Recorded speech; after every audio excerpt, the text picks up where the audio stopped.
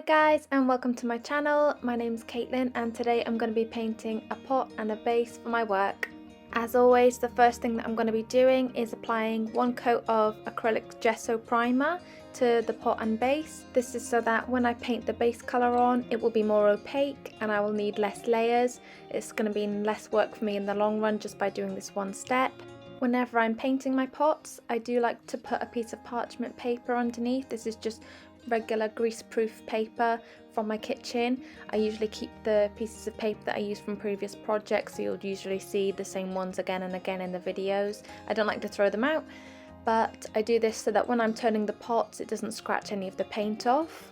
I actually should have sanded the inside of this tray because it was already glazed and it was difficult to make the paint stick to it. Even with the primer, it was pulling up the paint a little bit on the first few coats when I did the base colour. Ideally I would buy a tray that wasn't glazed, but this was all they had in the garden centre. For the base colours, I'm going to be doing pink paint because pink is my favourite colour and I thought that it would brighten up my office at work.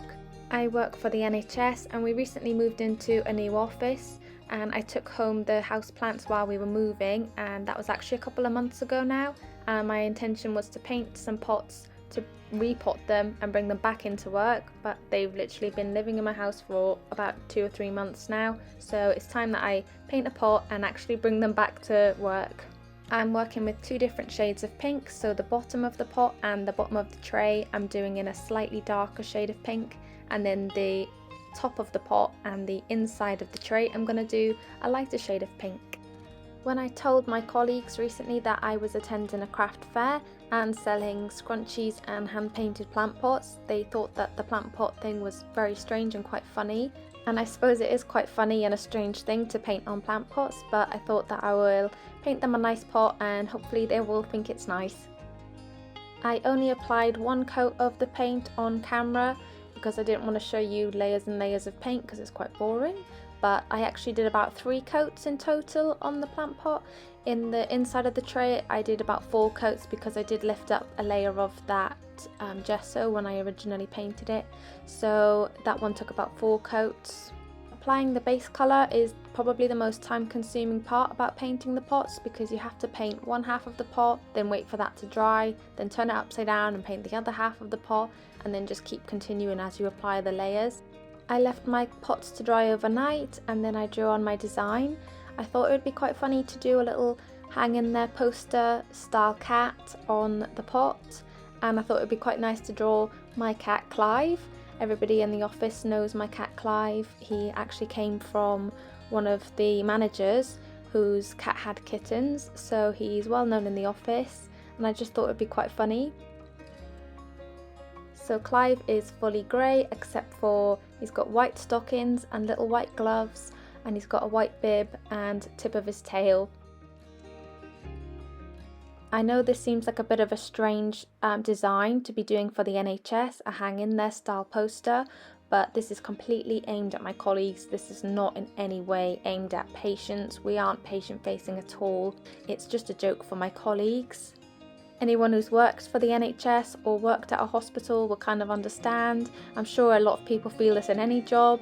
I just thought it'd be a little bit funny and hopefully cheer people up.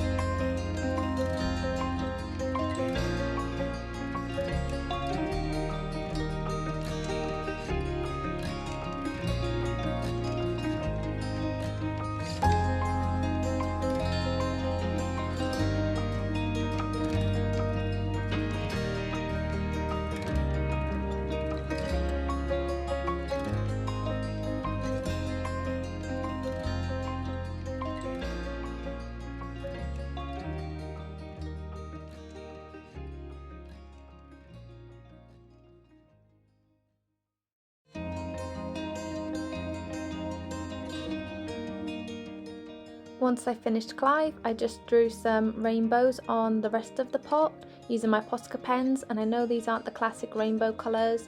I just thought it would look quite cute and fill out the rest of the space.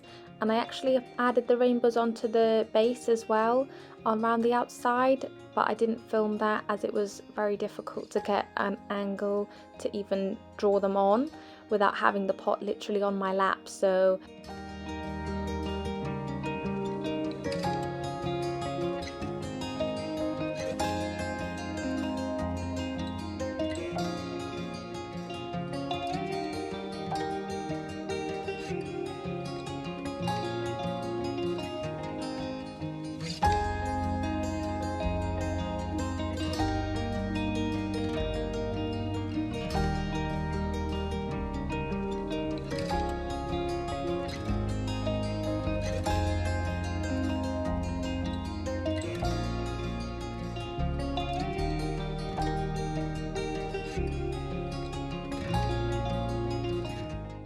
the final part of the painting is to write hang in there on the top using my Posca pens, and I just did this in a multicolour.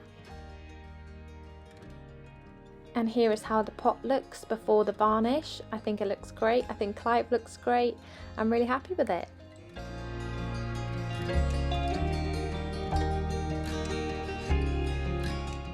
The first thing that I do before doing the varnish is I add a coat of Mod Podge onto the surface of the pot, and this is because anytime that I've used varnish I always smudge the Posca pens if I just go in directly with the varnish. I've learnt that through trial and error. Unfortunately, I've spoiled a lot of pots this way, and for some reason Mod Podge seems to not smudge the Posca pens. I don't know why, because it's also water based, but still it doesn't seem to smudge it. It works for me, so I always do Mod Podge first. After finishing the Mod Podge and letting that dry, I go in with 3 layers of varnish in total.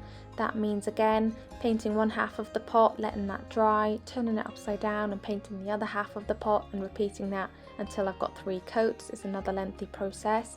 I will leave a link for another video of mine in the description which shows what varnish I use and how I varnish my pots in more detail. And here is the finished pot. I'm really happy with how this turned out. It's quite a simple design. It didn't take me very long to do, so I was quite happy with the final results. I'm hoping this will cheer people up at work and make people laugh. Please let me know your thoughts in the comments, and if you've got any suggestions for any future videos, please let me know. I hope you enjoyed watching this video, and thank you for watching.